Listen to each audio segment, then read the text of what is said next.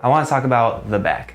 I haven't really gone in detail on what I do for my back, and it's like my favorite day. So I wanted to share just like what I do, some ways that you can build up to it, and give you a little routine at the end. Let's just get into it though. So the back's made up of quite a bit of muscles, as you can see depicted here. But as long as we can target all these muscles in the upper, middle, and lower back, then we should have a good set for back day, and we should be able to progressively overload that routine and see progress and grow our back.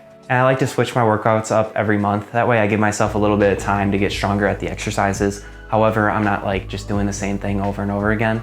Lately, I've been starting with deadlifts. And this is an exercise where if your form's like really bad, you'll probably get hurt. So a quick explanation to get you started, just place your feet shoulder width apart and use an overhand grip. Maintain a correct back position with your hips lower than your shoulders, engage your core or lats, and then lift it up, squeezing your glutes at the top. I like to do 5 sets of 5 for this one and build up to a couple sets that really challenge me. Although if you don't want to go too heavy on this one, it's totally cool to use higher rep ranges as well. And if you're starting out, I'd say just aim for 6 to 8 reps and gradually increase the weight, and always prioritize maintaining your form as you get stronger. As you progress with this one, you're going to want to think about incorporating belts and straps. But deadlifts is a good exercise to get stronger at, and it helps you in building muscle and strength. In my opinion, it's not something you have to live by, and you can do other exercises as a replacement. But this is a great movement, and it's going to train like our entire body, and it's going to help us get that little Christmas tree at the bottom, which is definitely the most important thing. It does help us get like stronger and stuff, but the Christmas tree is essential. Then it's time to move on to the good stuff, pull-ups. And I do like 2 different types of pull-ups every single back day. I really like to switch it up and do a bunch of different variations. That way I can get stronger at different movements. That being said, I like to stick with one for a little bit and try to progressively overload it. Right now, what I'm doing is working on negative 1-arm pull-ups, but then I get tired, so then I move to archer pull-ups.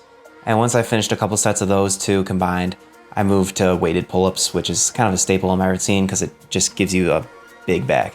These exercises do have to be built up to though, and a lot of people still struggle with pull-ups. The main thing is to just improve in some way. So if you can't do pull-ups yet, then just work the lower variations, negative pull-ups, assisted pull-ups, Australian pull-ups. Just work on them until you get strong enough, but you'll get there eventually. Just keep working on it until you can do pull-ups. And once you can do pull-ups, now we're cooking. And now we can just work on these pull-ups and the lower pull-up progressions until you can do at least 6 to 8 pull-ups. And then you can start adding weight or moving to more challenging progressions. Explosive pull-ups, hollow body pull-ups, arched pull-ups, archer pull-ups, chin-ups, a towel pull-up, weighted pull-ups, the L-sit pull-up, 1-arm negatives, 1-arm pull-ups. There's just a lot of things you can do. Pull-ups are pretty cool, is what I'm saying. The main thing when practicing for pull-ups is to just pick the next progression you want to learn, and with that goal in mind, pick exercises that are going to help you get there. Starting with the most difficult one you can perform, and then working backwards from there. When I do pull-ups, I try to fail anywhere in between 5 to 8 reps, and push myself towards the point where I can't get my chin above the bar. Like really struggling and shaking.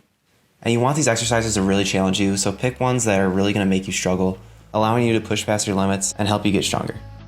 And that's why I think having a goal to like do a muscle up or a goal to be able to do a pull up with a 45 is a great goal, because going through that process, you're gonna get wings, which is gonna help you get even more muscle ups. So depending on your strength, what position are you in, and what kinds of pull up variations do you wanna add into your routine so you can get to that next pull up progression. And that's why when I go to all my workouts, I always like to have a little goal in mind, just something to motivate me even more than just looking good in the mirror. Trying to look good in the mirror is really good motivation, but when you add another goal to it, like trying to do something that you think is cool, it's like double motivation. So in summary, when you're doing pull-ups, train towards something and your back is gonna grow as a result, because when it comes to growing wider lats and just a bigger back in general, pull-ups is the best exercise.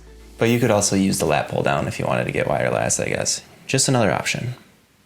Not as good. The next thing I do on my back day is train a horizontal movement. This could be some form of row, Australian pull-ups, or even another calisthenic skill that I'm trying to learn. But the main thing here is to just add another pulling exercise that's gonna target some of the areas we didn't hit as well, and ideally help us grow a thicker back. Because having a wide back is definitely more important, but we also wanna have that like chiseled look. And the way I go about this isn't really a whole like rocket science formula. I just like to add in different row variations, help me build muscle and get stronger. I'm not really trying to be a bodybuilder, I just want like those knots on my back, you know? And sometimes I do bodyweight exercises for this, and I just make the exercise more difficult if I have to. For Australian pull-ups, that would be elevating your feet or just not having your feet on the ground. Both make the exercise more difficult and allow you to progress. By adding different types of horizontal rows into our routine, we can develop a well-rounded and balanced physique. And that's why I think it's smart to change it up. After that, I practice hanging on the bar, and I also do scapular pull-ups. And now that one of the things I'm trying to learn is the 1-arm pull-up, I moved to doing them with 1 arm. So that's just another progression you can add. But doing these is just gonna help you get better activation in your back, and it's also gonna kind of show you where to start the movement. They're pretty nice and they do help you up your pull-up numbers. However, another one you might want to throw in is shrugs. If you want to grow your traps. I skip it because I like the size of my traps. However, Smith machine shrugs used to be my jam, so go crazy on it if you want to grow your traps. Yeah, that pretty much sums up my back day. Here's it written out for you if you need a little organization. It's pretty simple though. Just pick a few, have a goal that you want to get to, and work your way towards that, and your back's going to grow as a result. And then just do pull-ups. A lot of them. Ain't much to it. Anyways, thanks for watching. Have a great day.